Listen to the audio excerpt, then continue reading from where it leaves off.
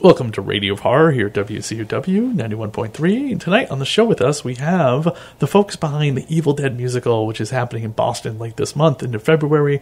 Met them over at Monster Expo when they had their booth set up.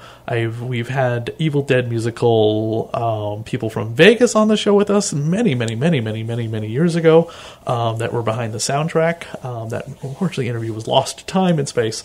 And we're no longer at a time that we could probably play the Evil Dead musical score or music just because of the language involved in it. But it's always fun to have anyone who's connected to that musical on the show with us. Please introduce yourselves. Sure. My name is Matty Gregg. I'm the executive producer of Evil Dead the Musical HD. And I'm Alicia Gregg. I'm his, helper producer, but also the president of our parent company. What's the parent company? Roshi Entertainment. Ah. What, and have you... And I think you were telling me you were in the play before you decided to step aside and become...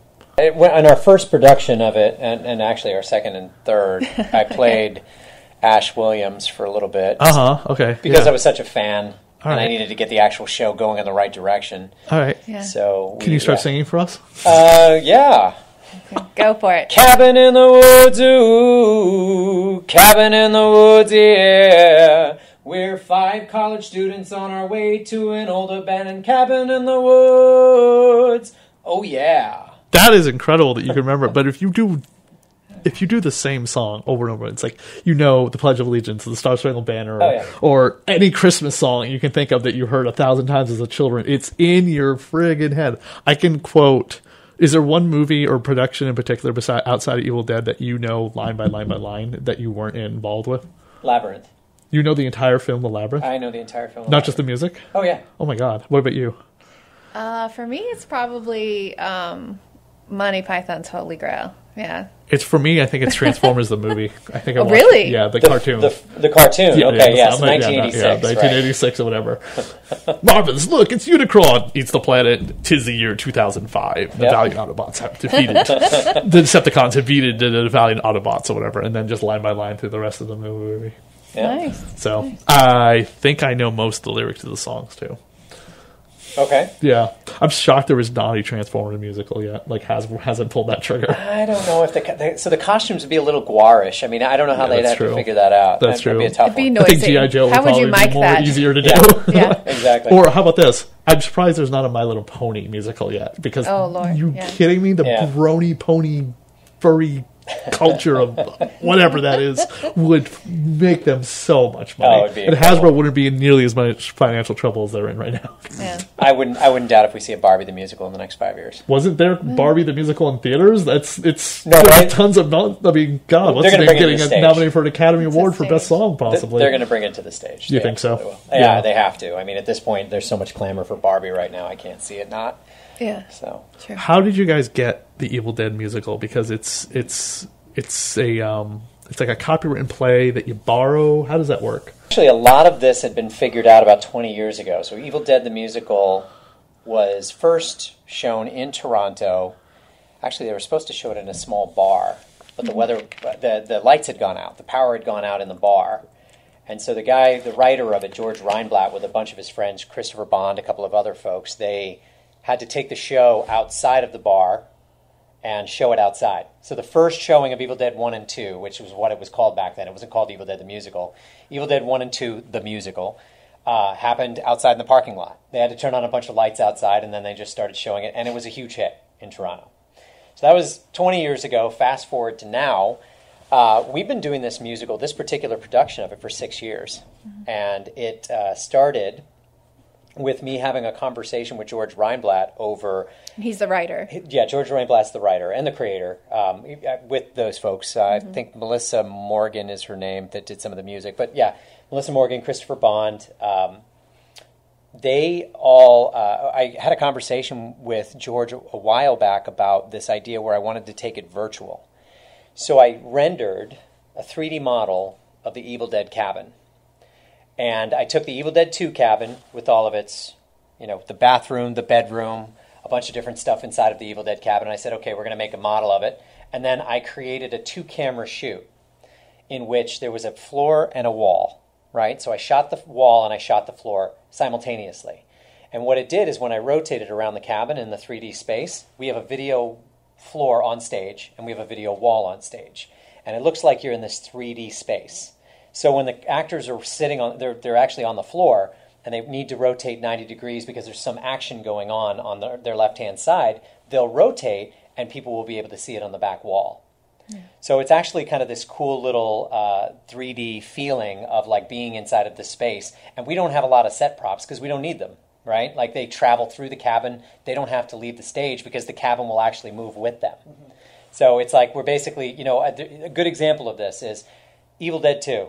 You probably remember this scene when the hand crawls through the kitchen to try to get the knife, right? It's an iconic scene. Well, we didn't try to actually take the body and move the body where the hand is actually dragging it. What we did was we moved everything around it towards the body. Oh, okay. So when somebody falls on the ground, when Ash falls on the ground and he's got his hand going out and he tries to move, his hand moves, everything moves with it. So he doesn't actually have to do any of the movement. So we're Evil Dead fans, huge Evil Dead fans. We've been, I've been watching the movie since 1987, of course. And there's so many great iconic moments there that we incorporate into the musical. But with the rights, it used to be was something different. But then, Evil Dead Rise. So this is a campy horror movie. It's kind of like one of those cult following things that isn't really mainstream. So then Evil Dead Rise came out, and the movie companies were like, oh, wait, this is a really big hit. And it's, so then they kind of started getting their feelers out. What all do we have out there? So that's who you have to get the rights from now to do the musical. So is it MTI? It's MTI, yeah. Yeah, MTI. So we do the rights. That's a big hit, but they don't want to put out a quality Blu-ray DVD. So they don't obviously think it's that big of a hit. Yeah. They put out a bare bones nothing compared to all the other discs, films, all the other stuff has loaded stuff, whatever that came out, and I was just like, the hell, who dropped the ball on this one? Yeah. They should be fired. Well, we'll never speak badly about the... No, I think... Yeah, the movie companies have actually been pretty good in getting us the rights to the stuff that we needed because we're, and it's available to everybody. Well, as soon as we now. decided to resurrect it, which was this last year... What are you doing? Are you doing anything different than what people have seen before? It's totally different. Yeah, the big thing that we're doing that's different is we call it Evil Dead the Musical HD. You won't see another version. The off-Broadway production that took place in 2007, the other productions that you'll see, locally that are being performed everywhere, they all have kind of this physical set. Uh-huh. We have a video wall and a video floor, and so our models and renders and the things that we're doing, we have this 3D rendering that we have of the Evil Dead 2 cabin, and they flip between, basically it kind of like rotates into the forest, and then you can rotate back into the cabin and nothing moves except for, the wall and the floor because everything is 3D rendered. So it almost feels like this Pixar animation around our actors. But bloodier. A lot bloodier. Yeah. How does that look? Like, is it holograms popping up or something? No, it's just basically like a holodeck on Star Trek? Well, it's kind of like an interesting effect in the sense that's like, okay, so when they walk to the cabin, there's a forest that's showing up on the wall and ground showing up on the floor. Okay. And they're walking to the cabin and it's moving. Everything is moving. Oh, they don't have to move. Okay. I'm picturing it now. Okay. Yeah. Bruce Campbell called it, because he saw it online, he was like, this is the greatest cheeseball effect I've ever seen. Uh-huh. So he appreciates it and has been retweeting us, of course, and following us on Twitter. But it's this kind of really cool effect where we don't have to have a lot of physical things going on stage. Yeah. So we can move in and outside the cabin. You know that there's a bunch of scenes that take place inside of the cabin, and then the next scene takes place like on the broken bridge with with Annie and Jake as part of Evil Dead 2. So we can easily, seamlessly transition between those scenes and not have to worry about how we're going to get set things on, set things off. Do you think that's going to become a new thing? Going forward with plays that don't have the budget to build an entire castle or something, so they're like, we're going to put the castle here, you're going to walk into the moving thing. And I know some actors might be like, but I need to be able to hold the thing and touch the castle. I'm not doing this, I'm an actor. And some people will be just like, okay.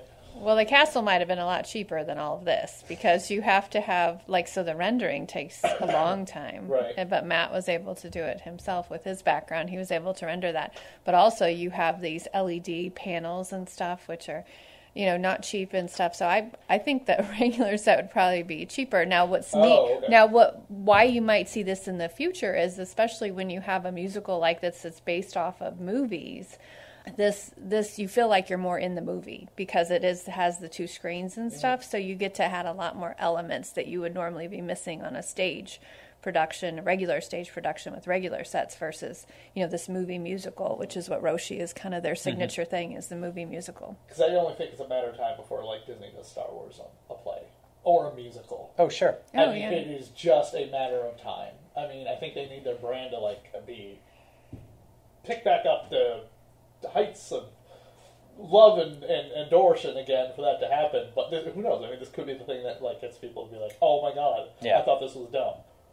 Do you guys, when you guys have to make changes, you want to do changes like this whole entire 3D rendering holographic set or whatever? Do you have to have that approved, or is it just a matter of okay, here you bought the script, you can do what you want, as long as you don't change anything that's going to cause us a headache in social media? I don't think so. We didn't. So when we did this originally in 2017, what if you cast a black ash? Well, that's been we actually Chris Hamilton Oh. had done it in the Chicago area. He's great, and it didn't, and he was great, and Okay. he got rave reviews actually. That's good. And we'd love to have him on. We'd love to have him love to have at him. some point if we go back to Chicago. But we did this. We introduced this musical in 2018 in San Jose, and when we introduced it, it was so out of the norm that I think a lot of people were like, okay, George Reinblatt thought it was an experiment. He was like, okay, let's see where it goes. And then... Had I never heard of it before? Because this thing's been going on for 20 years. Well, George Reinblatt was the writer, of course, Yeah. and he thought it was an experiment. So he thought that the concept of doing it virtually was the experiment. Oh, okay. Because nobody had ever done that before. Right. Everyone was doing kind of like these... like these sets of, you're in the cabin and you close the curtain and then you're outside in the forest and then you open the curtain again and you're back in the cabin.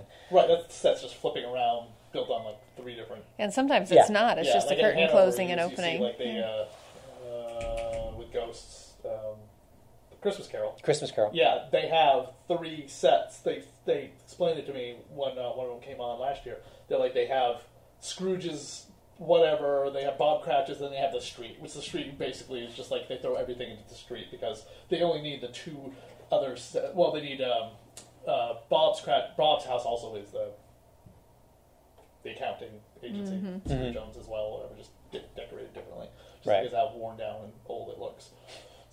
So we do that, but we don't have to rotate the that massive. I'm picturing it basically where it's basically a triangle that can rotate. Yeah, it's like a circle thing with the triangle, like that or something like that, And if you ever bought the Edward Gorey paper doll Dracula set or whatever, they have that built with Dracula's castle, some outside thing, and then one other thing or whatever that you can rotate with all the little paper dolls and things like that. And that's how they did it back in the 70s with the Broadway Dracula. Gotcha. Yeah, that's the advantage of having to do something virtually is that, and I think a lot of Broadway shows are heading towards this anyway. I don't know if you got a chance to see Back to the Future or heard anything about Back to the Future. I just kind of wait for it to come to Massachusetts. Thank God. I didn't go to New York City. I just kept saying I was going to, but eventually I kind of figured out, it will come here eventually. And it did, so I was patient. And we saw it in London, and when we saw it, Back to the Future? We saw it opening night. Yeah, in London. Wow. Yeah, we were fortunate enough to be there, and when we saw it, what we were blown away by is pretty much what we had been doing with Evil Dead since 2018, which was keeping the physical thing stationary in the middle and moving everything else around it. And I think what they do is they do it on one plane or 2 planes, but they do it in a way where they drop kind of like the see-through curtain in front of the DeLorean. And then they have the background, which is all projection screen. And when they're moving to the right, they just move objects in front of it and behind it. And it looks like it's actually driving when in fact it's just staying on the stage, stationary. And then when they rotate towards the audience, everything in front of it and behind it actually rotates you're feeling as if the 3D is all aligned. So it reminds me in 1994 or whatever, Universal put out that Terminator Universal ride or whatever. Yeah. Yeah, that seems like that reminds me of that. Oh, I love that. I love that ride. It's not there anymore, right? No, too bad, because that was one of the best ones. Because they had footage with like Arnold and Linda and stuff like that, so it made it feel like this is a direct sequel to Terminator 2. Yeah. So true.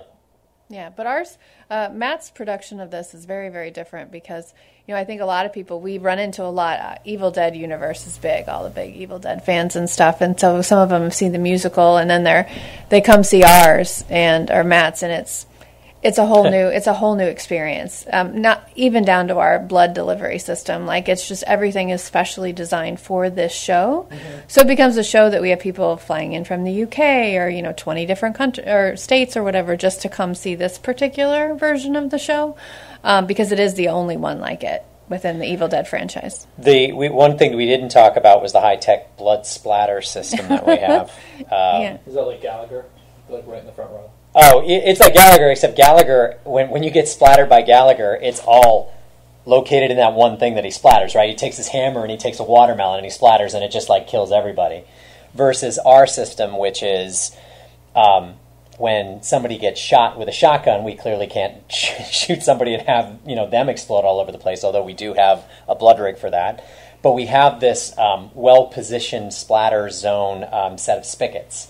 It's got a 50-gallon tank of blood that we put in the back with a loop. Essentially, I don't want to talk too much about the technology behind it, but essentially we can control exactly who's going to get splattered and where, and we typically unload most of that blood during the performance. It's wild. Talk about who's doing is the music pre-recorded? Do you have like an orchestra, a band? We did. When we first did Evil Dead the Musical HD, we had a band, and it was okay. Our problem was that we wanted to get the timing down perfectly for everything. Mm-hmm. And so to have a band, that's one of those weird variables. Yeah. We kind of just said, what we're going to do? We're just going to do the tracks. We're going to set the tracks, and then we're going to make everything kind of square around those tracks. So we have blood timing at specific times. It's perfectly timed, perfectly, synced with the music. And I think that works better for our show. Mm-hmm. Who's the cast of all the characters? What characters are in this from both films? From both films. Okay. Do you want you? So we have Ash. Yeah, we have Ash. Act 1 is essentially Evil Dead. Ash, yes. Yeah, I know. Act 1 is. Explain who's playing Ash. Brian McGee is playing Ash. Okay. He was in the Evil Dead Vegas version, and he was You also. do Maya sometime. What's that? Do Maya from the remake sometime. Oh yeah. Oh yeah, That'd yeah. be fun. Do the whole heroin story arc. that might be a whole different act. So maybe act 3 where they go back to the cabin. They in Dynamite Comics they had a gender swapped Ash or whatever. He went to a universe where he finds out again everyone's flipped genders or whatever. So he meets Ashley. Her name is Ashley. Yeah. And it's her boyfriend and so on and so forth. Interesting. Yeah. We could. Yeah. Yeah. So yeah, the first act is Evil Dead 1. The second act is Evil Dead 2. Okay. There is some overlap between the two, but really, when you think about the way that the musical is structured, the way that the Act 1 ends is that Ash from Evil Dead 1, almost the character of Ash from Evil Dead 1 versus 2, you have Scotty, Shelley, Cheryl, and Linda. So it's all 5 of the original people that go up to the cabin. Okay. Don't want to give away too much, but essentially, Evil Dead 1 ends at the end of the act of Act 1, okay. And then Act 2 is when Annie and Ed Getley, along with Jake, show up to the cabin. Okay. And so then it takes up Evil Dead 2 at that point, all the way to close to the end when we head to S-Mart. Okay.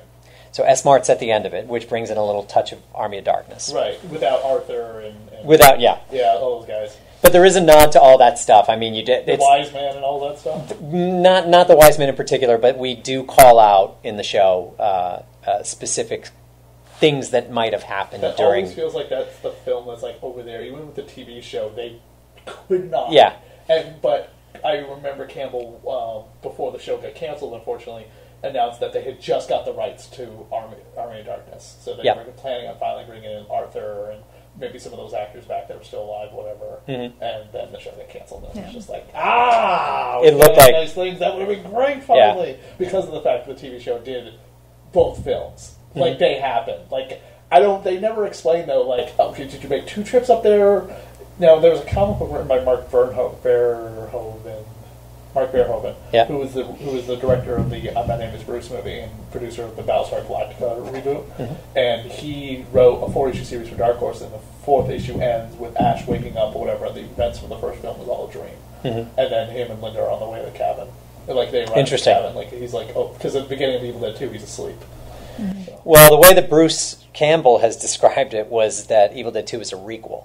Yes. That's what and I go with that. I typically go with that. He said the way that it should actually play out in Evil Dead lore is that Evil Dead 1 happened, and then at the very end of Evil Dead 1, the evil force flies through the cabin, picks up Ash, and you're supposed to pick it up at the exact moment in Evil Dead 2 when he's flying through the forest. So that's what he says, and that's supposed to be canon. Do you guys use the real chainsaw with the chain removed, like in Texas Chainsaw Massacre? They just take the chain part off, so that way you can have all the. No, we don't have the sounds. They don't. It doesn't actually turn on. But there's You also won't miss it. liability issues Even with. if you take the chain off. Gas and there's some other things the in light. terms of I what you guess have. I mean, you can cheap plastic one would still work just as well. We have. No one's gonna be like, You that's a toy. Come see us. You won't miss it. Yeah. You'll be happy with the chainsaw we have. Yeah. Who's the special effects makeup artist to make everyone look all dead-eyed?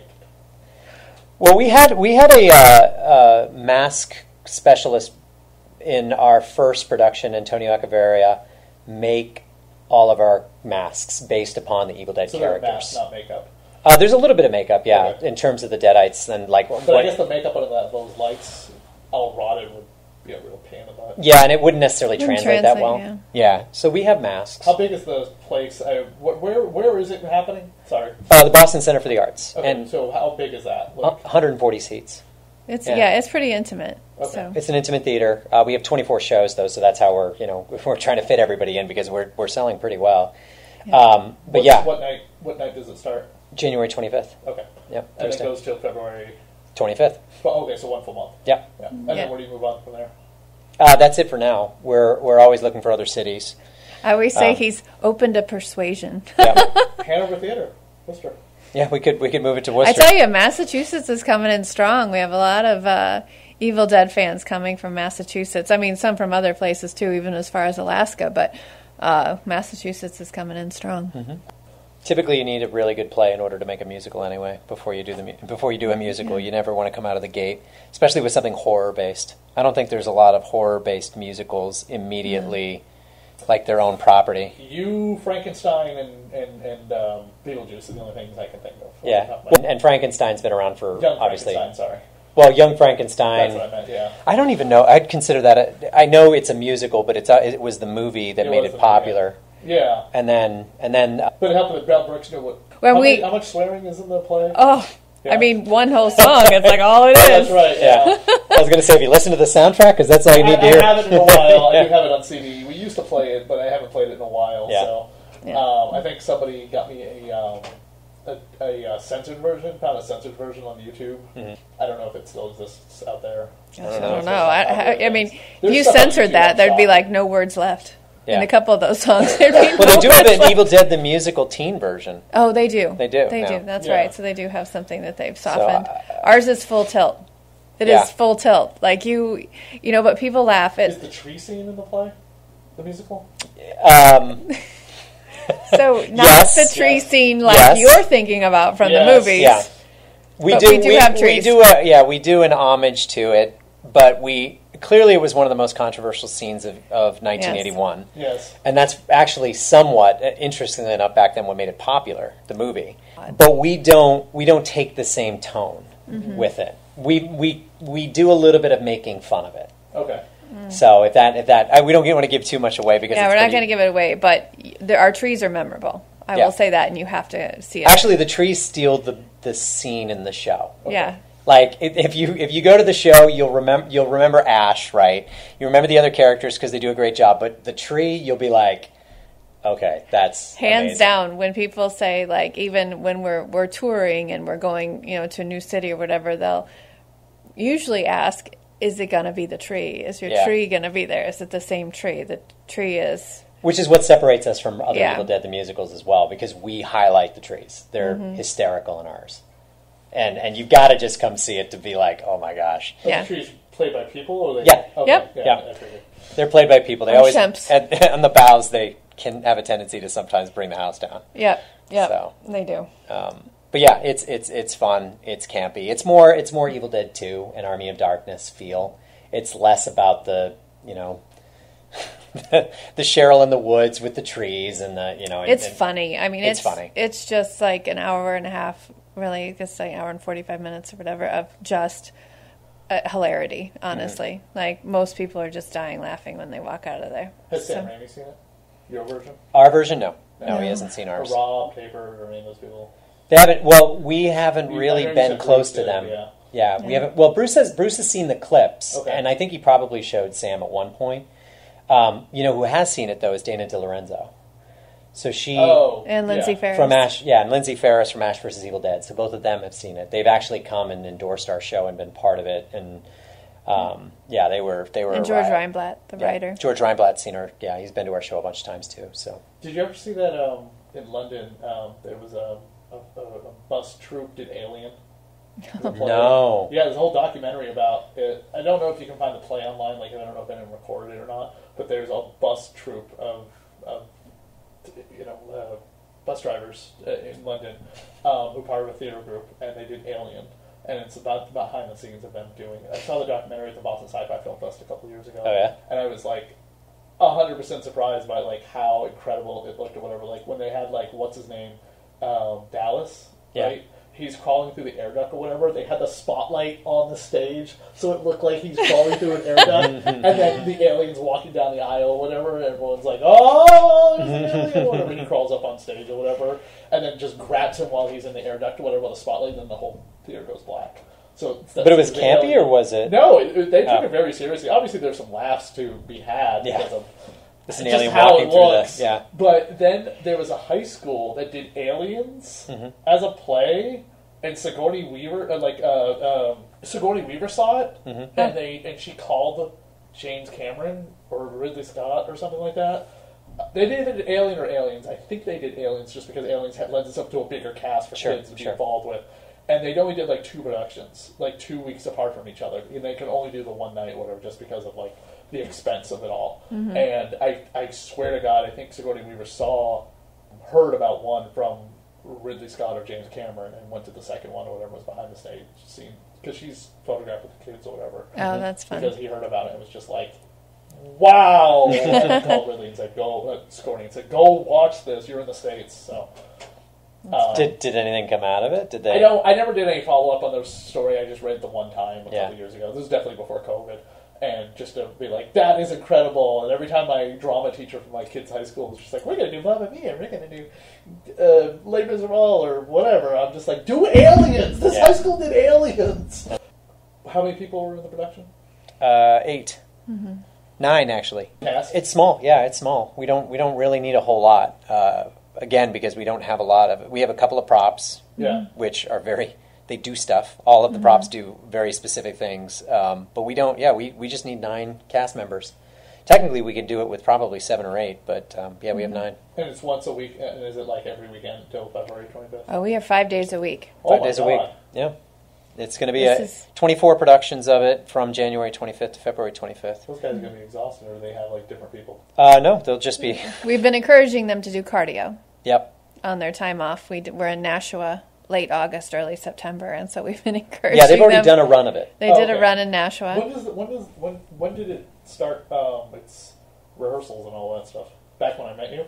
When we first started doing rehearsals with that particular cast, it was in Summer. July. Yeah, it was Yeah. summer. Oh wow, that's a long time. Yeah.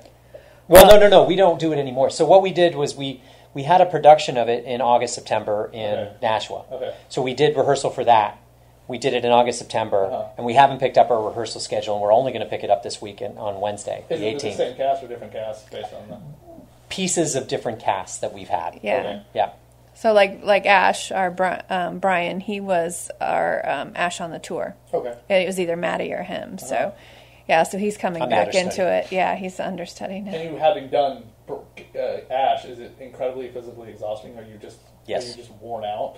you're worn out by the end of it. Okay. It's a lot of work, but Brian is amazing. He's a wonderful actor. I mean, he's got so much energy, and he's done it, gosh, because he not only just did it on our tour, he also did it for Evil Dead Vegas for a year or so. Yeah. So he had been doing it for a long time, and he's born to play that part. So Yeah. we're happy to have him. That just must be like incredible high energy because you watch all Bruce Campbell's interviews and he just looks like, I mean, I've gone to Q&As or whatever and he just talks about how like exhausted, and that's why it's just like, no, I could not do that now. The TV show was like it. Yeah. And doing the video game is not, is a lot of motion capture with other people and stuff like that. Did you ever play that video game?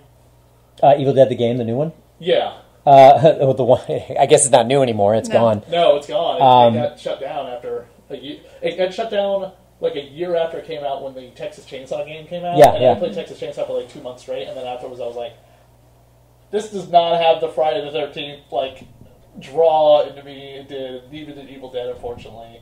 Yeah, I didn't get a chance to play the game. Yeah, I think the Evil Dead IP is actually pretty strong. I mean, we're not. It all depends what it's used for, and I mean, video games appeals to a certain cross appeal of horror fans, right? So Right. You're going to have some people that are going to want to play them or not. Friday the 13th had a video game back in the 80s for the Nintendo that was really successful. Evil Dead also had a video game way back then. It was like 1984. It came out for, I think it was the Amiga, if I remember correctly. And it didn't do too well just because I don't think that the cross appeal for Evil Dead fans is necessarily there. But I do know that in terms of, like, there's a reason that there's not a Nightmare on Elm Street musical. There's a reason that there's not a Friday the 13th musical. I don't know if I'd want that. Do you want that? I would love to see a Oh, Nightmare on Elm Street God. musical. I think it would be, actually, I think that would be one of the really coolest things that could possibly happen on stage if it's done right. But It would definitely have a splatter zone. Yeah, we would definitely. Oh my gosh, that would have it would have a boiler room. It would have a splatter zone. I mean, it would just be amazing. I think Nightmare on Elm Street could lend it because Freddy talks. Yeah. Just like if they did Chucky, which I think out of all of them, Chucky would be the one that really would lend to it because Chucky talks. Yeah. But it's like Jason, Michael, and Leatherface are just don't say anything at all. Actually, Leatherface might be hysterical. I don't know. I just Because he does talk. I'm 100% behind what a lot of people think is just like the oversaturation of like the comedic versions of these characters becomes weighs down the horror aspect of it all. With Evil Dead, it's always been been. It's always been there. Even in the first film, it's there in its goofiness sometimes. Yeah. But all these other characters, it's like these were like serious like horror icons, and then they just became ridiculous. And yeah, Michael somewhat never kind of had that problem. Chucky's always been that way. Yeah.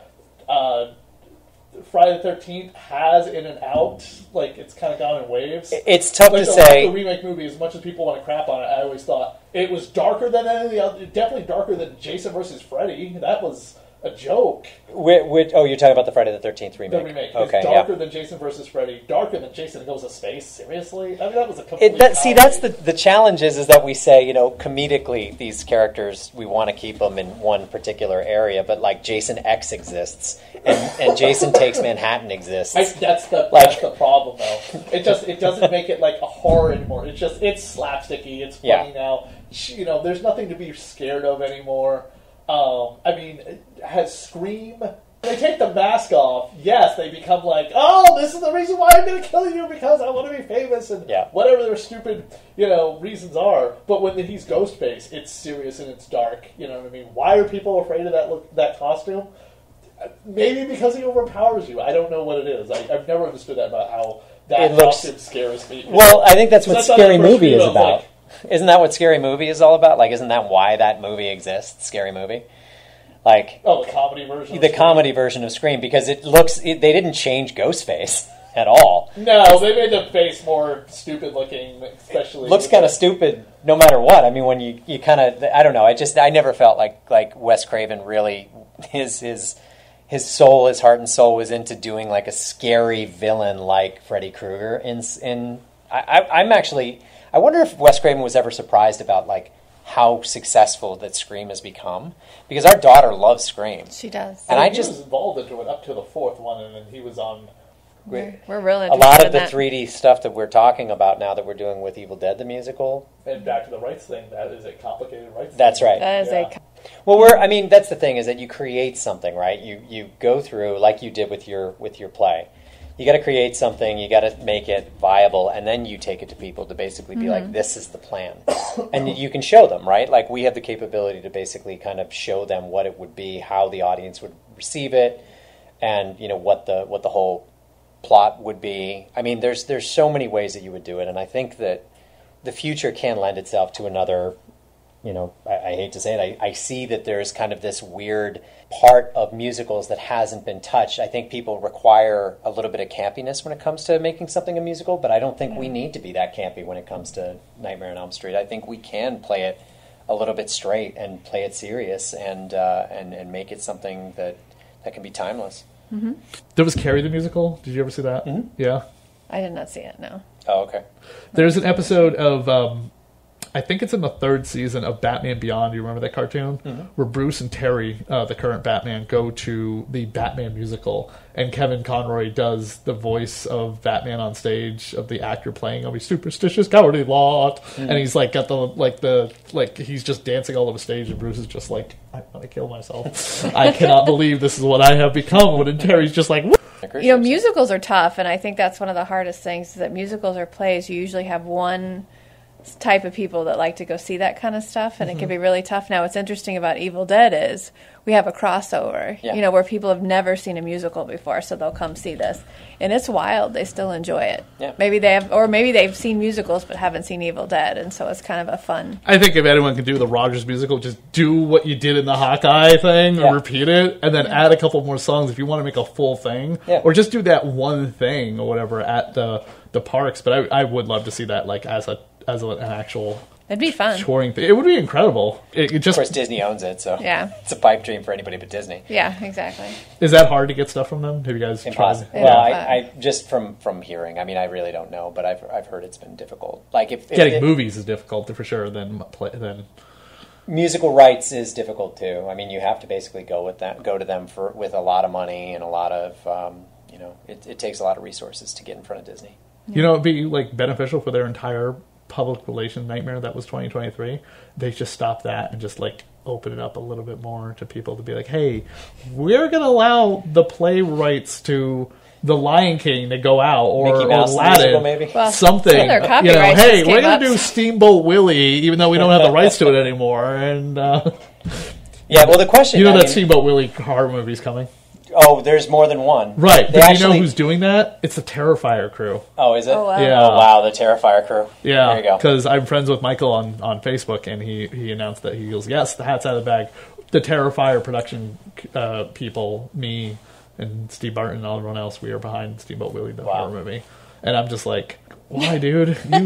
Why do you need to do this? You have something going on. It's going to make a lot of money. Yeah. I don't think so. I think it will. I think just for the very sheer fact that everybody knows that the rights is up for 100 years now for Steamboat Willie, that will drive them. I watched 5 minutes of that Winnie the Pooh thing, and I turned it off. It was a complete garbage. But that's not as big as Mickey Mouse. And the sequel's coming with Tigger. Yeah. Because Tigger's now public domain. Pooh 2, right? Yeah, Pooh 2 with Tigger. Like, old friend returns, and they said, yeah, it's going to be Tigger. Yeah. So, and it's... what was the first one called? Blood and Honey? Blood and Honey. Blood and Honey, yeah. And there's like Mickey's Mouse of Horror or something also coming, so there's a separate... Where that trailer has already come out, because they were just waiting for the hit the enter button at midnight. Well, and I think the one invention musical theater, which hasn't been talked about tonight, is we created the 3D plane, right? Mm-hmm. Like, it didn't exist before us. Oh, that's incredible. In live productions, there was always just one plane of animation. And you could do 3D on that plane, and that's fine. So Anastasia, for example, has this train that goes by, and then they rotate the train, and then the plane in the back rotates with it. Oh, okay. Where what we did was we have a floor and a wall. And so we rotate 2 different planes at the same time, which is why I say when we did the render, we didn't just make a cabin and do a 1-camera shoot. Right. We did a cabin and did a 2-camera shoot. One that was pointed at the floor, one that was pointed at a wall, so that, again, when the floor rotates and the wall rotates, they both rotate together, and it looks like something 3D is on stage. Well, so, where can people go to get more information about the play? What's the Facebook that you wanted people to be directed to, the correct one? It's facebook.com/I'll Follow Your Soul. Is it? Oh. Yeah, I'll Follow Your Soul. Okay, cool. So, not swallow your soul, I'll follow your soul. And the play is January 25th through February 25th at the Boston Center for the Arts. Center for the Arts. Awesome. Plaza Theater. Awesome. Well, thank you both so much for coming on the show to talk about the Evil Dead play. Thanks for having us. Musical, excuse me. Same thing. Basically.